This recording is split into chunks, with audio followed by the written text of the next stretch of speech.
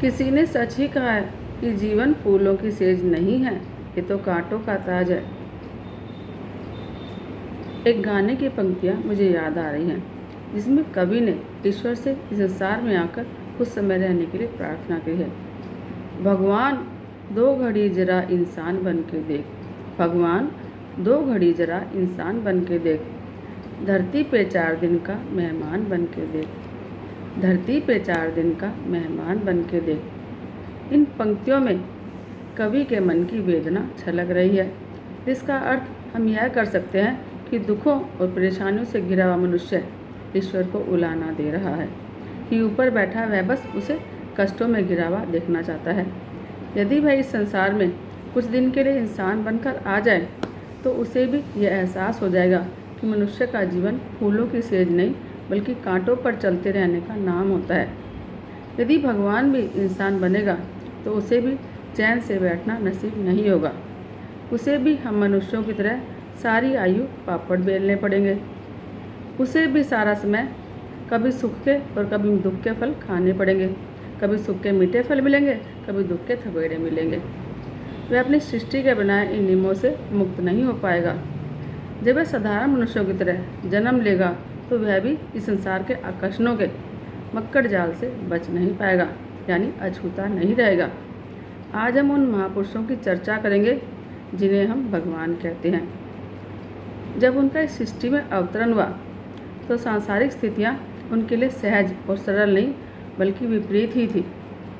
भगवान राम का जन्म राजा दशरथ के घर में महल में हुआ और बहुत समय बाद हुआ, जब राजा दशरथ बूढ़े होने को आए। युवा होने से लेकर राक्षसों से युद्ध करते रहे।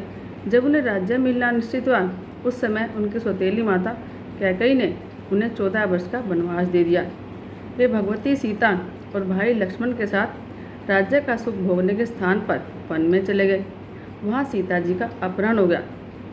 उसके बाद उन्हें ढूंढते हुए वह दर दर जंगलों में भटकते रहे। फिर रावण से युद्ध जीतने के बाद वे राज्य का सुख भोग भी नहीं पाए थे कि गर्भवती सीता जी से उनका दोबारा से वियोग हो गया। इतना दुर्भाग्य था कि अपने बच्चों को भी पहचान नहीं पाते थे। बाद में जब बच्चे मिले तो पत्नी माँ सीता से वियोग हो गया। अंत में उन्होंने सरयू नदी में जल समाधि ले ली। अब भगवान श्री कृष्ण के जीवन पर दृष्टि डालते हैं। उनका जन्म मथुरा की जेल में हुआ था।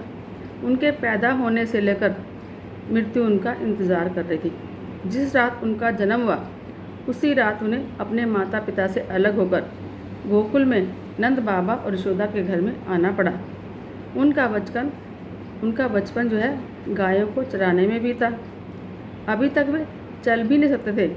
उस समय उन पर बहुत से प्राणघातक हमले हुए। उनके पास कोई सेना नहीं थी, कोई शिक्षा भी उन्हें मिल नहीं पा रही थी, कोई उन्हें महल भी नहीं दे पा रहा था। उनके अपने सगे मामा ने उन्हें अपना सबसे बड़ा शत्रु समझा। वह उन्हें मारने के उपाय करता ही रहता था। बड़े होने पर उन्हें ऋषि सांदीपनी के आश्रम में जाने का अवसर मिला।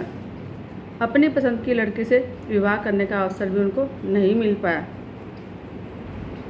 उन्हें बहुत से विवाह राजनीतिक कारणों के कारण करने पड़े या उन स्त्रियों से करने पड़े जिन्हें उन्होंने राक्षसों से बचाया था। अब जरासंध के प्रकोप के कारण उन्हें अपने परिवार को सुदूर प्रांत में समुद्र के किनारे द्वारका में बसाना पड़ा। दुनिया ने उन्हें रन छोड़ रहा है या कायर तक कहा।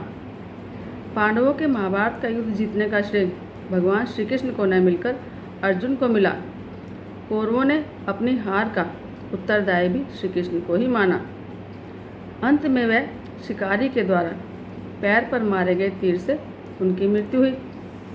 भगवान कहे जाने वाले महामानवों भगवान श्री राम और भगवान श्री कृष्ण के विषय में चर्चा की है।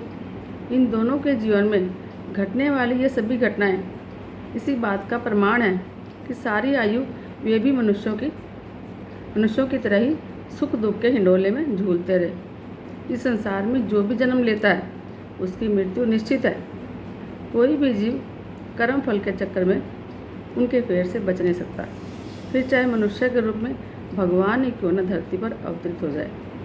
जब मनुष्य योनि मिली है तब अपने प्रारब्ध कर्म और वर्तमान कर्म के अनुसार कर्म फल तो भोगने ही होते हैं। चाहे वो कोई भी हो। सब कर्मफल भोगते हैं, इससे बचना आसान नहीं है। बस कर्मों का फल यही है कि भगवान का नाम लेते रहो तो कर्म जो है कट जाएंगे और जीवन आसान हो जाएगा। जय श्री राम।